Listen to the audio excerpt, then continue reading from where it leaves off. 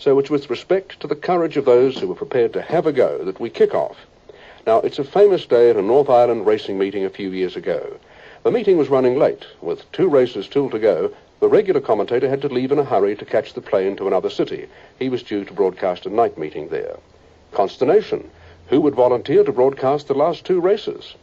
Well, we've all had a go, haven't we, doing a Dave Clarkson, usually at a party or in the shower. And it wasn't too long before a brave volunteer stepped forward. A few seconds after the race began, he simply dried up. Mic fright. It's just as bad as stage fright. And before the race finished, a second volunteer was able to take over and make a pretty good fist of the last few moments. Even Star gets quite a good start, and outside her, Even Net and the red cap away well. But nothing going better present time than Even Net. It's Even Net and Even Star up there handy as Codeine. Tailed off is...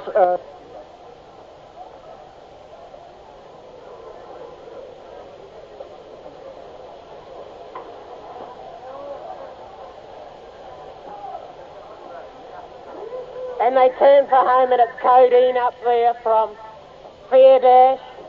Even It is right there also. And against the fence we've got Codeine, Even Dash, Mr. Smooth coming on the outside, Even It further out. But it's Mr. Smooth from Codeine on the rails, and Mr. Smooth and Codeine, Even Dash, Mr. Smooth. And I tip my hat to both of them. But one of the last race on the card. Well, a third volunteer climbed the tower to the broadcasting box. And his effort is, I think, extraordinarily good considering the circumstances. And it's become a classic radio moment. Racing for the final day of the event. And on the outside, the Louvel jumped pretty good. And Chandra dropped back to the rear. But one of the earliest ones in the lead is Louvel, and then we'll see SMJ. He's tailed by then. We'll see on the outside is Chandra. She's tailed off with about 2 to run. Would you believe? 4 to run. And they race with 4 half mile to go, and we've got on the out.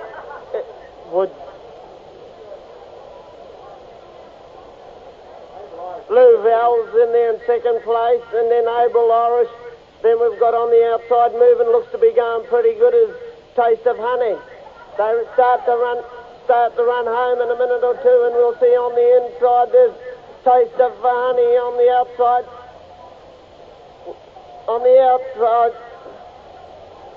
And Louvel dives into the lead as they start the run home, and wider out here to Chandra, and then we've got Harley Blows comes again on the fence, and we've got Chandra, and we've got Harley Blows, and we've got Louvel. He looks as if he'll carry the day, and Louvel and Chandra and Harley Blows. Then we've got SMJ who come round fairly well. Well done, boys. Well, we got the last one. To all 3 of those amateur race callers, our thanks and admiration for having a go. Of course, for the professional caller, nothing can go wrong. Well, apart from the weather, that is. Here's Rion Merthyr in full cry, just as Christchurch suffers the worst hailstorm in years. And just as they finish, we're getting hailstones as big as golf balls coming down on top of us, lightning overhead and rain and everything now, and they're actually coming through the box window. They were followed home at the head of the rest by Dark Image, and behind them Manana Lodge, and behind Manana Lodge then we've got, I can't even see for the hailstones. The last one to go by was Nuclear Star, and boy, is it raining and hailing. And my fear now is for our windows. You can probably hear the noise out right opposite us, and these horses out in the... And further south at Timaru, Lockie Marshall knew it was going to be a difficult one. The sea fog had rolled in and obliterated the back straight. 3 barbers down on the inside as they go into the fog. So they're going down the back. And who do we have in front? I think Crown Ruler was the one that made the lead. Seafort was up there fairly handy, and Trianon was also going up there fairly quickly as they've gone into the back somewhere around about Kerrytown at the moment. Now they should be just about coming for home shortly. Here they come.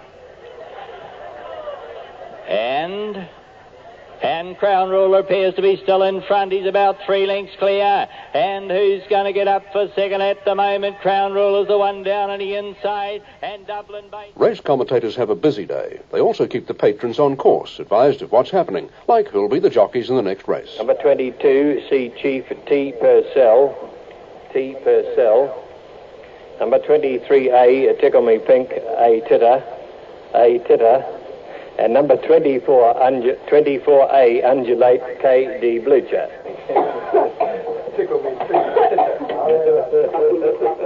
And now back to Rion Merthyr. He's called thousands of races, but by his fellow broadcasters, he's remembered best for this one.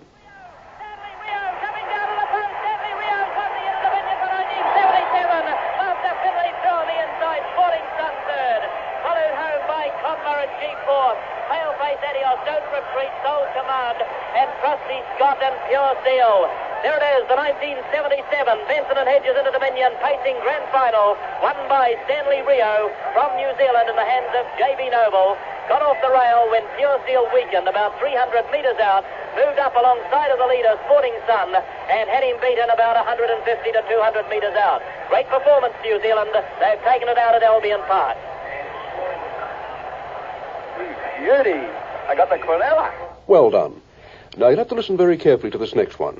We go back to the 1935 Grand National.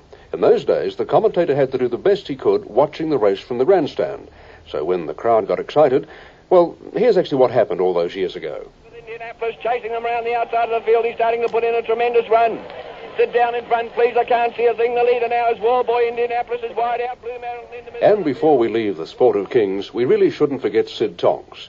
Once again, amongst his thousands of fine race calls, there's one. And this is the one where he faced the problem that all broadcasters dread. Head ruler and Oakville lad. Cyretta still 3 lengths away. Mediate leads round on the outside. Battle Heights is next. Mia buried in on the rails is Mia Bella. Coming round on the outside is Jamal. They've headed for home. And Oakville lad is now the leader. Oakville lad there now, and Cyretta makes the bid, and so does Mediate. Wider out to Jamal. Mia Bella under heavy pressure. And there's Mediate in the centre. Cyretta on the inside. Now up. Now up to. Boys, I can't talk.